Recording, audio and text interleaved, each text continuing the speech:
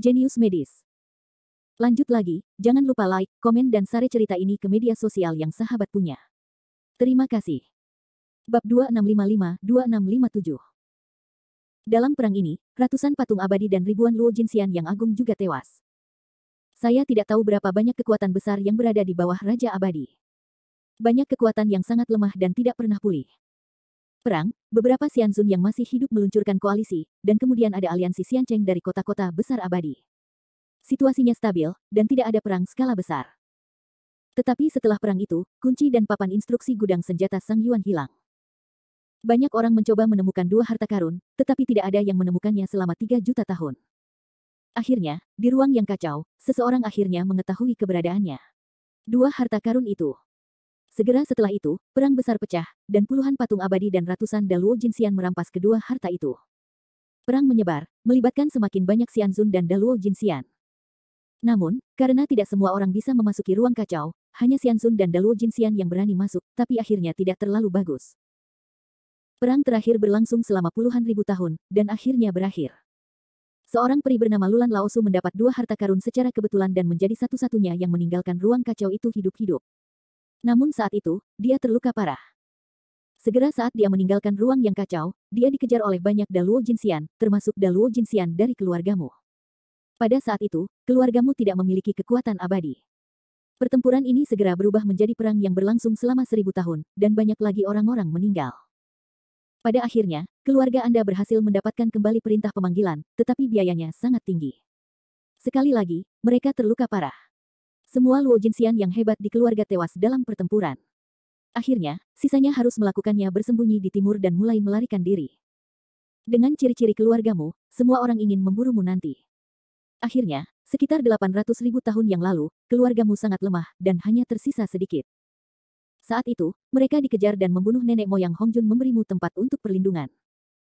Untuk mengungkapkan rasa terima kasih mereka, keluarga Anda bersedia membagikan kekuatan instruksi menelepon. Tetapi situasinya masih sangat buruk, karena adanya instruksi pemanggilan menyebabkan keterlibatan leluhur Hongjun, dan mereka menjadi sasaran banyak kekuatan di negeri dongeng. Setelah banyak pengorbanan, sisa-sisa keluargamu di waktu itu memutuskan untuk memberikan instruksi pemanggilan kepada leluhur Hongjun dan membawamu ke bumi bersama-sama, sehingga meskipun suatu hari kamu dimusnahkan, setidaknya kamu masih memiliki instruksi pemanggilan. Adapun kunci gudang senjata Sang Yuan, diambil oleh Kekaisaran Jiuxiao, yang saat itu memiliki 32 kota abadi. Sayangnya, kunci gudang senjata Sang Yuan tidak dapat digunakan oleh siapapun kecuali Anda. Jadi mereka mulai menangkap orang-orang Anda, dan rakyatmu mulai menjalani kehidupan yang melarikan diri.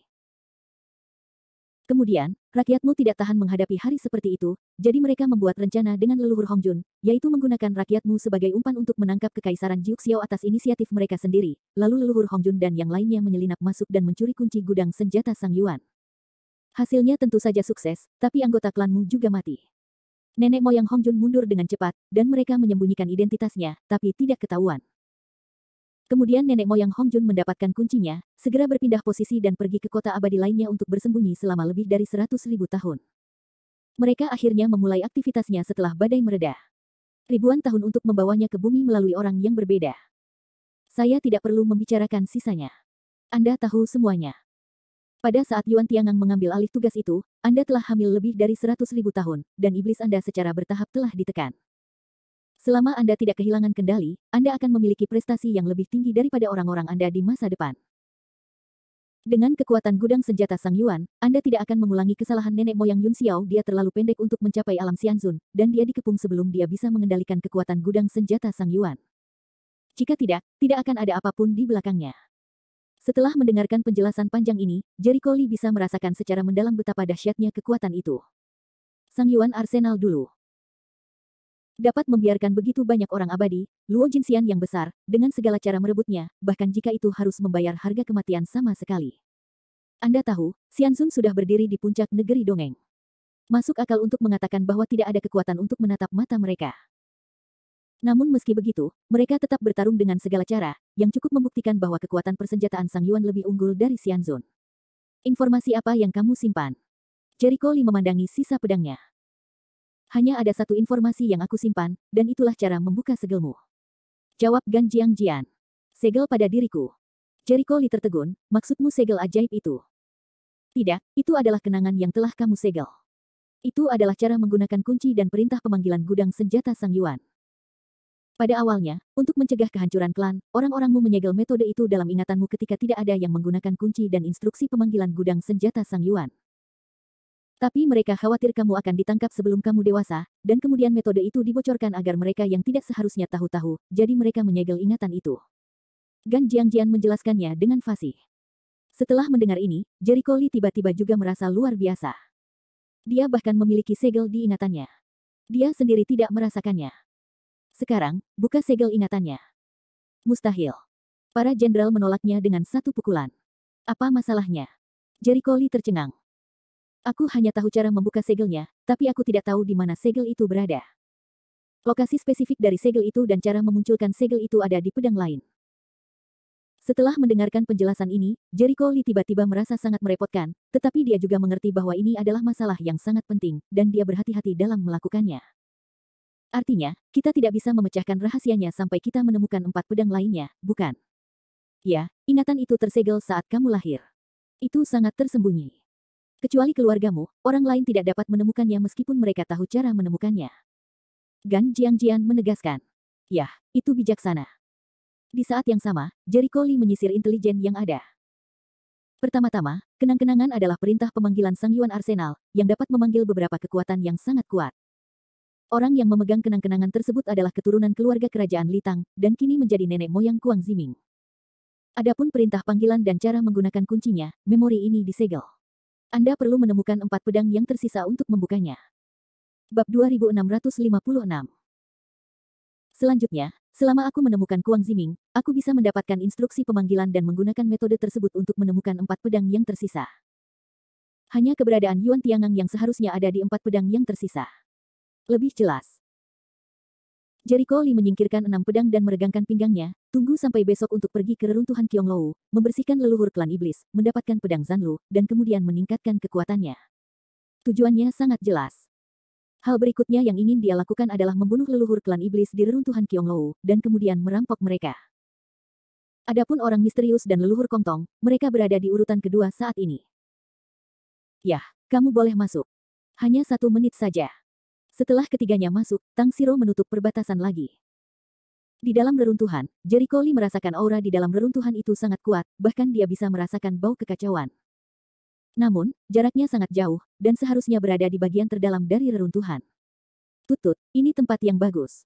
Pantas saja klan iblis memilih tanah leluhur mereka di sini. Klan iblis menempati wilayah yang luas, dan mereka memiliki ciri khas dalam memilih wilayah, yaitu semuanya adalah tempat dengan aura yang kaya. Setan sangat peka terhadap aura, dan kecepatan kultivasinya relatif lambat, sehingga pentingnya aura sudah jelas bagi mereka. Bab 2657. Peninggalan ini relatif tertutup, dan batasnya telah mencegah kebocoran aura sampai batas tertentu, sehingga klan iblis mendudukinya setelah mereka menemukannya. Namun, mereka juga tahu bahwa ada manajemen asosiasi Wudao, dan mereka berani tidak menghadapi asosiasi Wudao, jadi mereka tidak pernah mengungkapkan keberadaan mereka. Asosiasi Wudao bahkan tidak mengetahui bahwa tanah leluhur klan iblis ada di sini. Setan tua Tianxia menjelaskan, terlihat bahwa klan iblis sangat berhati-hati, bahkan jika kekuatan keseluruhan klan iblis tidak lemah. Ikutlah denganku. Sekarang kita berada di luar reruntuhan. Tidak ada bahaya. Tapi tanah leluhur klan iblis berada di tempat dengan peninggalan yang dalam. Sejujurnya, itu cukup berbahaya. Saat kita datang ke sini sebelumnya, kami bertemu dengan beberapa monster ganas. Untungnya kekuatan kami tidak terlalu kuat. Tang Siro menjelaskan sambil berjalan. Sepanjang perjalanan, tak lama kemudian 2 orang iblis melewati hutan purba, dan kemudian sampai di sebuah selokan. Tanah leluhur klan iblis berada di tempat di mana burung tidak buang air besar. Jericho Lee berkedip. Tang Siro tahu apa yang membuatnya terkejut dan menjelaskan sambil tersenyum, iblis tua berbeda dari iblis muda masa kini. Iblis tua tahan terhadap kesepian, belum lagi sulit diakses, transportasi tidak nyaman, dan sangat sulit untuk keluar. Itu adalah gurun. Selama auranya cukup kuat, mereka dapat berkonsentrasi pada budidaya. Tapi sekarang iblis muda tidak bisa melakukannya. Mereka tergila-gila dengan kemakmuran kota Teran, jadi mereka biasanya tinggal di setiap wilayah iblis. Beberapa bahkan memakan rumput dan menjadi manusia sebelum mereka dapat mengubah bentuknya. Jericho Lee juga dapat memahami bahwa umur klan iblis itu panjang, tetapi juga sangat sulit untuk meningkatkan budidaya mereka. Oleh karena itu, sebagian besar klan iblis mengandalkan umur panjang mereka dan kurang memperhatikan peningkatan budidaya mereka. Melalui ngarai, Tang Siro menambahkan, sekarang hanya ada sedikit orang di tanah leluhur klan iblis. Kecuali beberapa iblis tua yang tertinggal, hanya ada hantu leluhur di tanah leluhur. Lagi pula, hantu ini tempat ini tidak memiliki keuntungan selain aura yang kaya, dan hanya sedikit dari mereka yang bisa tinggal. Setelah berjalan lagi, Jericho Lee melihat beberapa bangunan. Ini dia. Ya, Tuan. Setan tua Tianxia mengangguk dengan berat, inilah tempat di mana iblis tua biasanya hidup, meniru tempat tinggal manusia.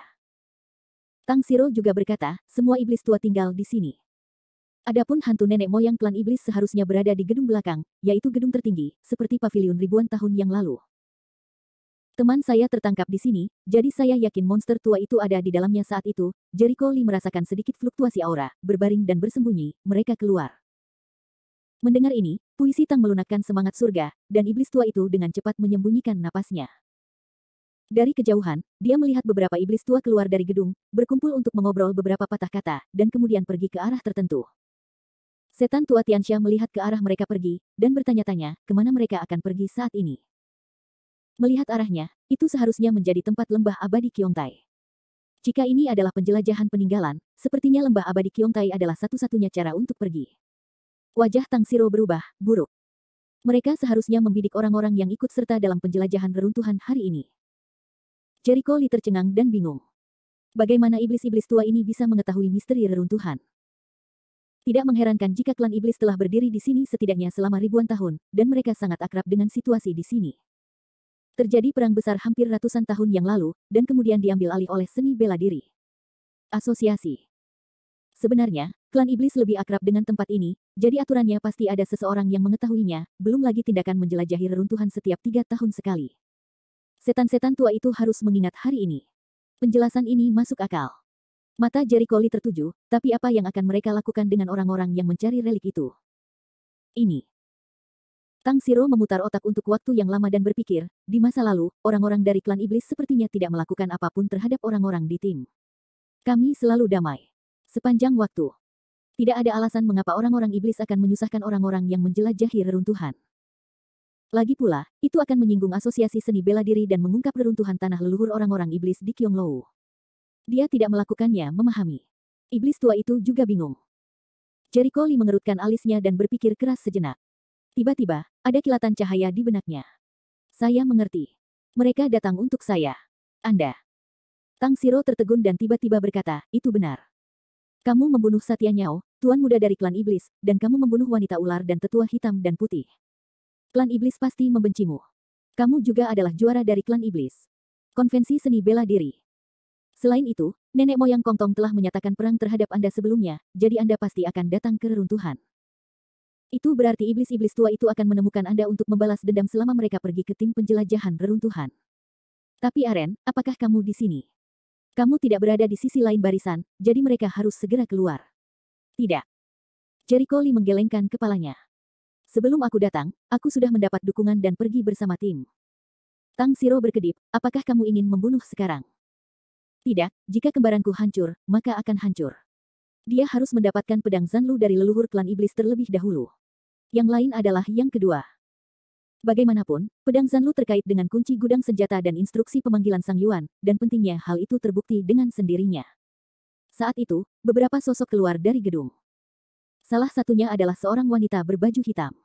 Dia terlihat sangat jahat.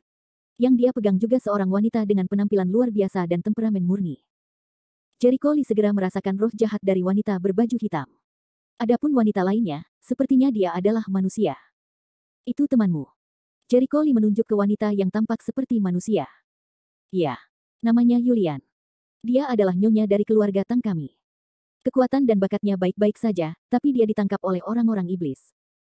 Dikatakan bahwa orang-orang iblis berpikir bahwa dia mungkin orang yang paling cocok untuk dilepaskan oleh nenek moyang iblis. Tapi menurutku, hanya orang tua yang ingin memanfaatkannya sebagai kuali.